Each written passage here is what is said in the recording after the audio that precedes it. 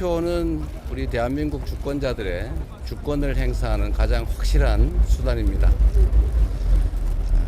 총알보다 투표가 강하다라는 말이 있습니다. 이번 내란 사태도 다시 할게요. 자, 이번 내란 사태도 우리 국민들의 투표 참여만으로 비로소 이겨낼 수 있습니다. 특히 우리 청년들과 함께한 취지는 대한민국이 청년의 시대로 다시 되돌아갈 수 있게 해야 되고, 이번 대선이 그 출발점이 됐으면 좋겠다는 소망으로 함께 했습니다. 사전투표, 본투표를 합친 최종 투표율이 가장 중요할 것입니다. 사전투표를 할 것인지 본투표를 할 것인지는 우리 국민들께서 각자 사정에 따라 선택하실 텐데, 가급적이면 사전투표에 많이 참여해 주시는 것이 시간을 합리적으로 배분하는 데도 도움이 될 것이고, 또 본투표에 무슨 일이 생길지 모르니까 미리 해 두시는 게 낫지 않을까, 그런 생각이 듭니다. 목표한 사전 투표율은 특별히 없습니다. 오로지 대한민국의 운명은 우리 국민들의 손에 달려 있다는 점, 그리고 우리 주권 행사는 결국 투표로 할 수밖에 없다는 점을 생각하셔서 지금의 이 위기를 이겨내고 내란을 극복하고 회복과 성장의 대한민국으로 다시 출발하기 위해서는 우리 국민들께서 반드시 투표에 참여하셔서 이 잘못된 결과를 빚어낸 내란 세력에 대해서 엄중하게 강력하게 심판해 주시기를 바랍니다. 일단 내란 극복이 가장 중요하고 또 민주주의의 회복이 급선무이긴 합니다. 그러나 그거는 뭐 너무 당연한 일이어서 기본이라고 할 수 있겠고, 주력해야 될 우선순위 업무라면 결국 지금 가장 악화된 민생을 회복하는 것입니다. 민생 회복을 위해서는 지금 거의 빈사 상태에 이른 내수 경기를 신속하게 진작해야 될 것입니다. 그 외에 통상 문제 해결을 위한 외교적 노력도 시급하게 시작해야 될 것 같습니다. 물론 뭐 정부를 구성하는 일들은 역시 일을 하기 위해서 꼭 필요한 일이니까 우선순위 중에 하나겠죠. 가장 중요한 것은 민생 경제 회복입니다. 지금 제가 뭐 당선될지 안 될지도 모르고 이 나라 운명이 어떻게 될지도 모르는데 취임식 형식을 어떻게 할지에 대해서 뭐 깊이 고민하지는 않고 있습니다. 그러나 지금 취임식인지 취임 선서는 아마 해야 될 텐데, 누가 됐든 취임식이라기보다는 아마 취임 선서식이 되겠죠. 최대한 짧은 시간에 간단하게 하는 게 바람직하지 않을까. 뭐 제가 그렇게 한다는 건 아니고 누가 당선되든 그렇게 해야 되지 않을까 생각합니다. 인사가 만사라고 했고, 뭐 대통령이 아무리 좋은 의도를 가지고 있어도 직접 모든 국정을 시행할 수는 없기 때문에 결국 다 권한을 위임해서 할 수밖에 없습니다.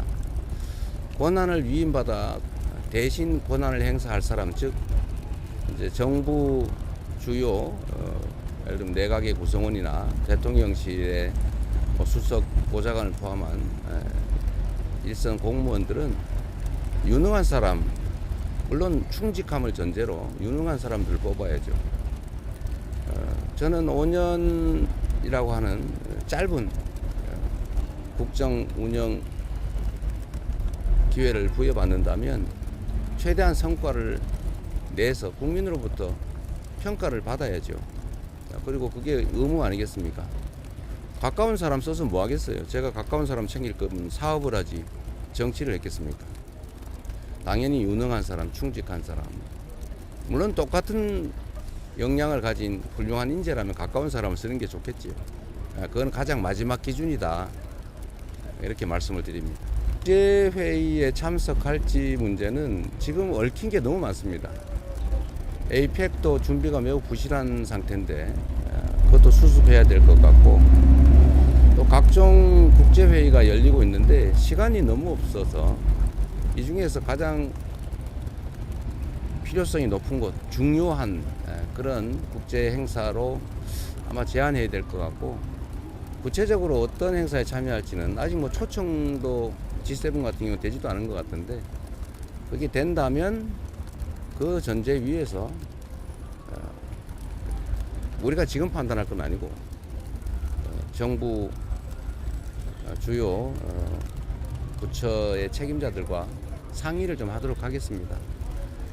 그리고 뭐 경제계를 만날 거냐, 지금도 뭐 오늘도 경제계를 만나죠. 뭐 그건 재벌은 아니겠지만 어쨌든 민생이 가장 중요하고 경제를 회복해야 국민들께서 그야말로 생존을 할 수 있기 때문에 경제 회생을 위해서 필요한 모든 조치는 최대로 가장 신속하게 무게를 두고 하도록 하겠습니다. 네, 감사합니다.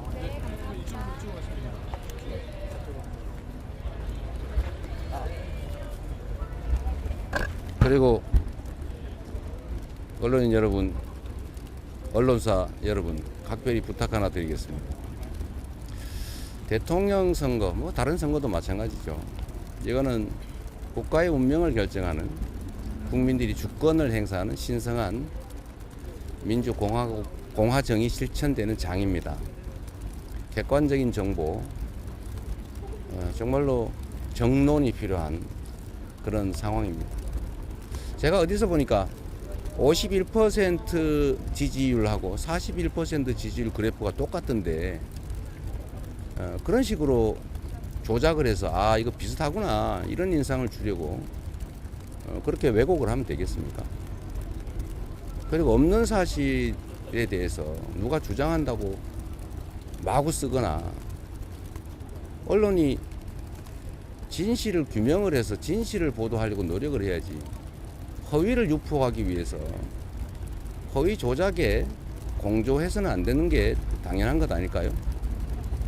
대부분은 뭐 전혀 그러지 않고 정론 집필하고 있지만 아주 특수한 일부 언론들이 그런 행태를 보이고 있는데, 그거는 어떤 계기인지 모르지만 민주공화국정의 기본적 원리를 훼손하는, 국민주권을 침해하는 그런 반공화정, 반민주적 행위라는 점을 각별히 유념해 주시기를 정말로 부탁드립니다. 이거는 이해관계를 다투는 게 아니라 우리 모두의 운명을 결정하는 정말 엄중한 국면이라는 점을 다시 한번 말씀드립니다. 언론을 당연히 존중합니다. 고맙습니다.